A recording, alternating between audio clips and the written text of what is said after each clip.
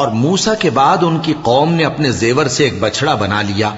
वो एक जिस्म था जिसमें से बैल की आवाज निकलती थी। उन लोगों ने ये न देखा कि वो न उनसे बात कर सकता है और न उनको रास्ता दिखा सकता है।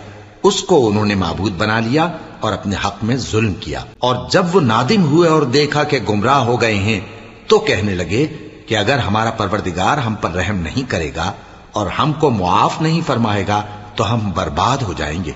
और जब मूसा अपनी कौम में निहायत गुस्से और अफसोस की हालत में वापस आए तो कहने लगे कि तुमने मेरे बाद बहुत ही बुरा काम किया। क्या तुमने अपने परवरदिगार का हुक्म जल्द चाहा? ये कहा और शिद्दत गजब से तौरात की तख्तियां डाल दी और अपने भाई का सर पकड़कर अपनी तरफ खींचने लगे।